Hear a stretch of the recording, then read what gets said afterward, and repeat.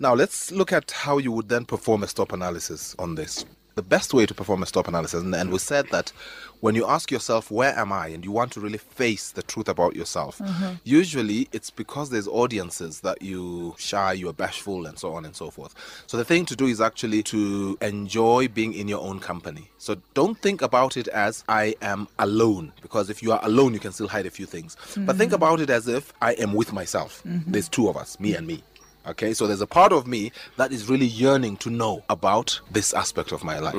And there's a part of me that must speak, that must provide the information. Yeah. And so you say to yourself, what is it that actually I have a problem with in terms of regulation and the law? And why do I do this? And sort of have that dialogue with yourself. Right. Right? It's important to do that because then when you do that, you have a very clear view of those areas of your life that have been clogged up by you expending your energy in all the wrong directions. Let's just remind everyone, Right. this is all about corporates, organizations becoming more effective, corporates being selfless, in other words, investing in the individual, not so the individual can directly be effective at work, but so the individual can be better at running their own lives. Yes. And so that helps them to see through the corporate into the society, because the individual can change jobs 10, 15, 20 times during one lifetime, but they'll always be a member of the society. So that's direct corporate social I never looked at it that responsibility. way. Wow. Super. I like it. You know, the issue of personal effectiveness, the issue of feeling at home with what you are about and where you're at is a perennial issue. If you felt comfortable with where you are 5 years ago, in order for you to feel comfortable with where you are now, you have to acknowledge that the issues have changed. That's why it's a change management issue. Okay. So we have various audiences. So teenagers. Yes. What is there a growing number of teenagers that want to feel the success of individuality and the success of in sort of a career sense as well? And I mean, you're teaching those two sort of different areas of your life to marry and to become one area, I guess, is what you're doing. Teenagers, is there a big audience? There is a huge audience. In fact, at the weekend, I was invited to address a group of 6 teenagers in a family setting. Okay, family actually asked me, said, "Look, could you please come and talk to our teenagers and young adults?" Okay, it's a family. 2 of the kids are doctors. One is an intern, just finished, a pharmacist, an engineer, and so on and so forth. And then we have teenagers as well. You know, we talked about things like addictions. There's serious issues among our teenagers, and most of us are in denial. I am the parent of a teenager. Okay. My daughter is 17, and I can tell you that there is so much, and we need to actually address ourselves to that. Okay. And the beauty about it is that they grasp the concept so fast. You know, they have sharp brains. Right. So when you say stop and you give them the 10 assessment areas and you give them a little exercise to do, to come back to you with how they've done a stop analysis on themselves, Right. you'll be amazed at how creative and how insightful they are. Let's get into the next 5 points, next 5 assessment areas. Okay, the next 5 assessment areas, the first of the next 5, Right. in other words, the Sort of 6th sixth, one yeah. of the 10, Right. is regulation and the law. And this area looks at some of us who just love to break the law habitually. It doesn't have to be big time stuff. It can be the fact that you only ever put on your seatbelt when you see the cop on the street. It could be that you always take chances and you drive with a little more than the allowed limit of alcohol in your body. Sure. It could be that, you know, you're speeding and you do a few kilometers above the limit. And just all these things that we allow ourselves to continue doing and we get away with them, and somehow it becomes an adrenaline thing for us that I got away with it, so I must do it again. So From the there's something smallest to the biggest. yeah. Okay. So we continuously tell ourselves something that makes us feel that it's a good thing. It's cool to actually break the law. Okay. And so what this course does is you do a stop analysis on that area in order to find out why it is that you do things that don't take you much. It doesn't take much to put on your seatbelt. Right. It's not much effort. But somehow we just don't do it. We feel good. Feel there's a certain level of freedom. Sure. That's number 6. Okay. Number 7, people and relationships. The first relationship is your relationship with yourself. Okay. Because most of us expect to be loved, expect to be appreciated, expect to be respected. We expect people to relate to us in very positive ways. And yet our own relationship with ourselves is so messed up. So we look at your relationship with you as the first relationship. And you need to look at yourself and ask yourself, if I could be granted the opportunity, the possibility to step outside my own skin and stand next to myself, knowing all the sleazy things I think of me, knowing all the murk, all the dirt Skeletons. that's in me, you know, and all the things I think about others, could I be my own friend? How tolerant could I be of my own It's a self? good practice, I think. And Yeah. and what actually happens is that when you actually do the stop analysis, you actually realize that the major issue in relationships is me.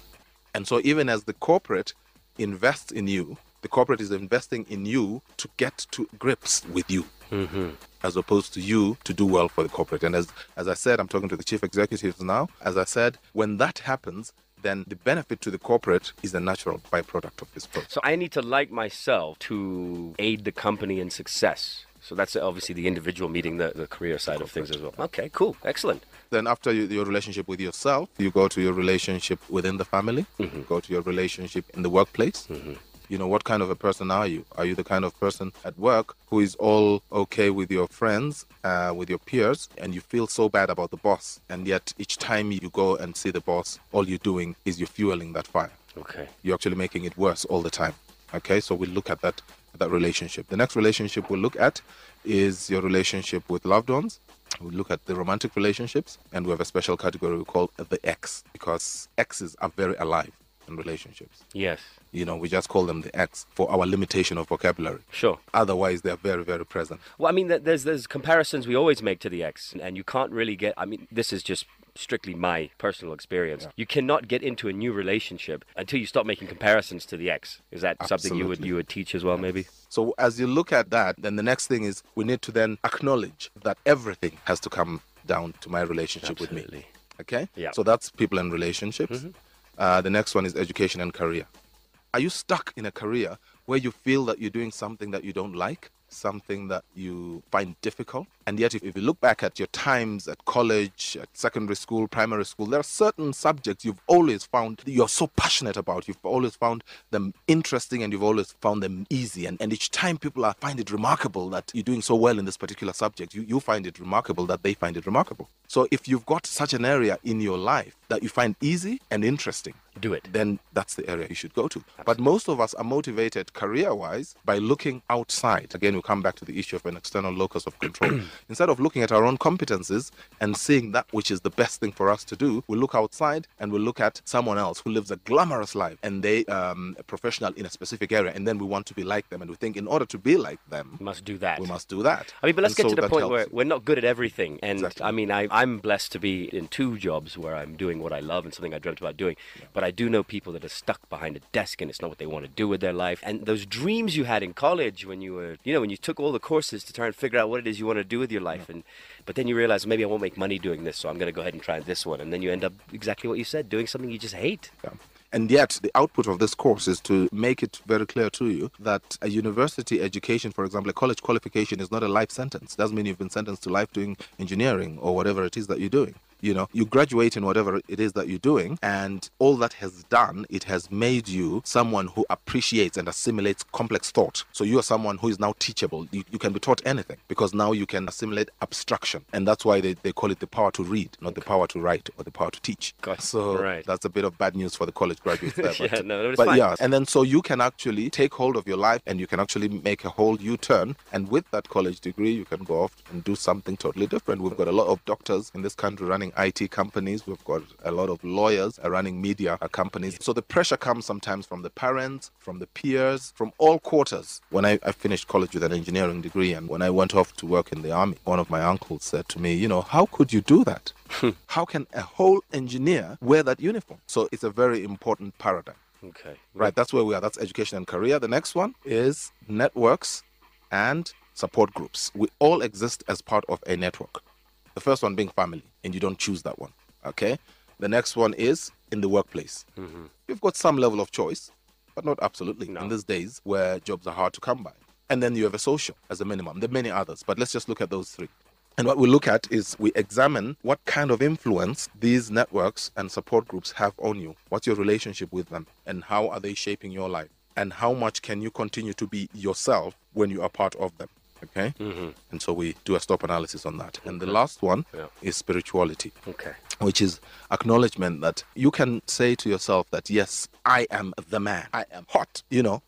I do and it happens. I say and it transpires. I'm just it. Or you can acknowledge that actually you are subservient to a much higher force than yourself. Okay. And look at your spirituality and understand that yes, there's a God out there who is in charge. And all you need to do is to tap into God, to that force, and everything else will translate. Fantastic. So you are actually not here to struggle and to try and find out. The fact that you can look back and see the things that you've always found to be easy and interesting means, by definition, that then when you start looking forward and saying to yourself, where should I go by way of career? That comes from something that you were never aware of. So the talent that you have, the gift, I mean, I have the gift of languages, French, Spanish, Portuguese, Russian, and so on and so forth, none of which I actually studied formally. Really? Now, where did that gift come from? I can either say Zweli is the hottest property when it comes to languages, or I can actually acknowledge that, you know what, I thank God for this gift.